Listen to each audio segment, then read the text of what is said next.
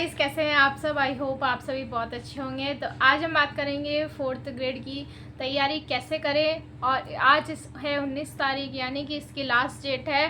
तो आप सभी ने फॉर्म भर दिया होगा, और अगर किसी ने अभी तक फॉर्म फिल नहीं किया है तो वो आज ही कर दें, क्योंकि कोई भी नौकरी छोटी नहीं होती है। आप प्राइवेट जॉब करोगे, आपको मिलेंगे 15 से 20 हज़ार रुपये राजस्थान में। उसके लिए भी आपको किसी अच्छी सिटी में जाना पड़ेगा। जयपुर हो गया या फिर नोएडा हो गया, इस तरह की सिटीज़ में आपको 20 हज़ार रुपये तक मिल जाएंगे। पर जहाँ आप एक 4th ग्रेड की भी जॉब लगते हो तो भी आपको 30 से 35 हज़ार की सैलरी मिलने लग जाती है। यानी कि हमें लग रहा है कि वो वैकेंसी अच्छी नहीं है, पर फिर भी वो वैकेंसी काफ़ी अच्छी है। साथ में आपको छुट्टियां भी काफ़ी मिल जाएंगी।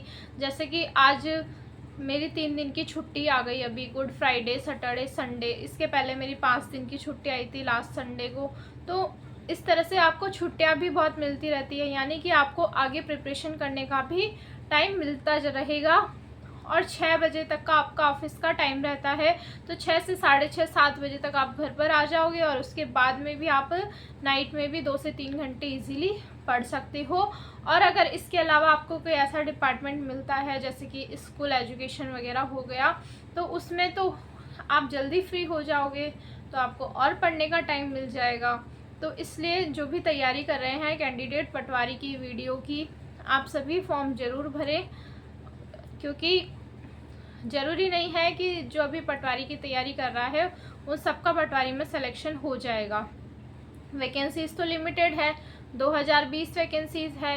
हर कोई चाहता है कि मेरा सिलेक्शन हो, मैं भी चाहती हूँ कि आप सबका सिलेक्शन हो, पर सबका नहीं होगा। जो वैकेंसीज़ है उतने ही लोगों का होगा। तो जो बाकी बचेंगे वो कुछ वीडियो में लगेंगे, कुछ 4th ग्रेड में लगेंगे। आपकी तैयारी कभी भी बेकार नहीं जाएगी। जो पटवारी में सिलेबस है वही इसका सिलेबस है। तो जहाँ पर भी हमें अपॉर्चुनिटी मिल रही है फॉर्म भरने की, पेपर देने की, वो सभी फॉर्म आप भरते जाएं। और अब मैं बात कर लेती हूँ इसके सिलेबस के बारे में। तो इसके सिलेबस में आने वाले हैं 120 क्वेश्चंस, जिसमें से हिंदी के हैं 20 क्वेश्चंस। यानी कि अभी जो आपने हिंदी पढ़ी है राघव प्रकाश से पढ़ी होगी, साथ में PYQ लगाए होंगे, वही आपको हिंदी पढ़नी है। और जिस भी बुक से आपने अभी तक पढ़ा है वहीं से ही पढ़ना है, नया कंटेंट कुछ भी नहीं पढ़ना है। तो इसके लिए आप एक तो आपको राघव प्रकाश की बुक पढ़नी है और एक दिशा की बुक से PYQ लगाने हैं। सेकंड है इंग्लिश के आने वाले हैं 15 क्वेश्चन। तो इंग्लिश में आपको नीतू मैम की बुक आती है, उससे आप कर सकते हैं। BK रस्तोगी की बुक आती है, उससे आप कर सकते हैं। तो जो आपने पढ़ा है सिनोनियम, एंटोनियम और जो ग्रामर है, वही वाला पोर्शन आने वाला है। उसके बाद में बात करूँ GK की, तो GK के आने वाले हैं 70 क्वेश्चंस, जिसमें से राजस्थान ज्योग्राफी के आने वाले हैं 20 क्वेश्चंस।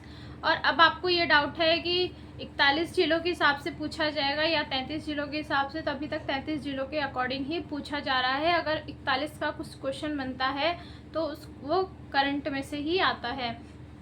इसके बाद राजस्थान हिस्ट्री और आर्ट एंड कल्चर से आने वाले हैं 20 क्वेश्चंस। इसके लिए आप एक साथ में एक गाइड ज़रूर रखें, सिखवाल की, RBD की, किसी भी अच्छे पब्लिकेशन की आप एक गाइड रखें साथ में। ताकि ऐसा होता है बहुत सी बार कि हमें कुछ टॉपिक नहीं मिल पाते हैं, जैसे कि साइंस के, कंप्यूटर के, किसी भी चीज़ के। तो उस गाइड में से आप जो टॉपिक आपको कहीं मिलते नहीं हैं या फिर आपको किसी टॉपिक के क्वेश्चंस करने हैं, तो उसके लिए आपके वो गाइड काम आने वाली है। तो हिस्ट्री और आर्ट एंड कल्चर के लिए आपने जो अभी तक नोट्स पढ़े हैं उनको ही पढ़ना है, PYQ लगाने हैं। इसके अलावा दोनों जो संविधान है, भारतीय संविधान और राजस्थान का संविधान, दोनों से 5-5 क्वेश्चंस आने वाले हैं।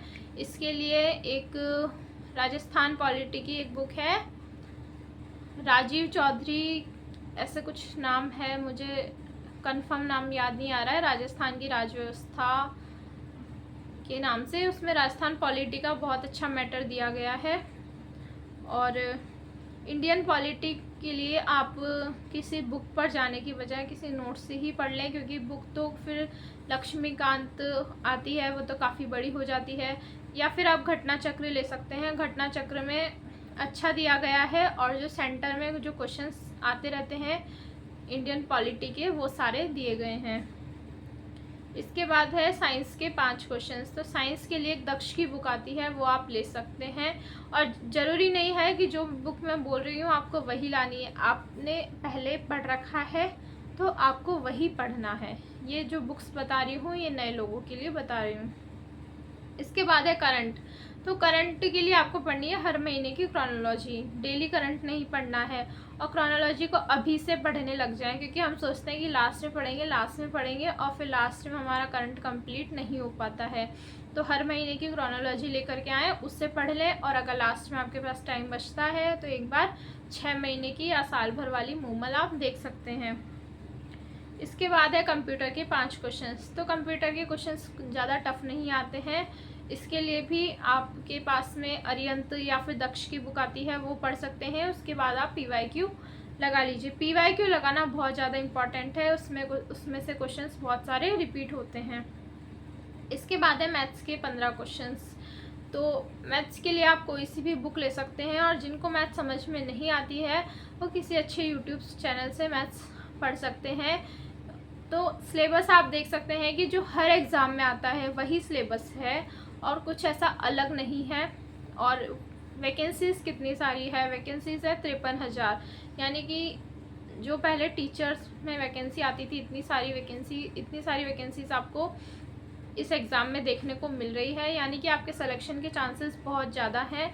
तो अभी से मेहनत करने लग जाइए। भले ही आप वीडियो की तैयारी कर रहे हों, पर सिलेबस तो लगभग आपका सेम ही है, तो आपको इसके लिए भी प्रिपेयर रहना है। और अगर इसके अलावा आपकी कोई भी क्वेरी हो तो कमेंट बॉक्स में कमेंट करके पूछ सकते हैं। और इस साल आपको सिलेक्शन ज़रूर लेना है, और आपको अपने ऊपर विश्वास रखना है कि मेरा सिलेक्शन ज़रूर होगा, क्योंकि जब मेरा हो सकता है तो आपका भी सिलेक्शन ज़रूर हो सकता है। बस मेहनत करिए और अपने ऊपर विश्वास रखिए। Thank you so much.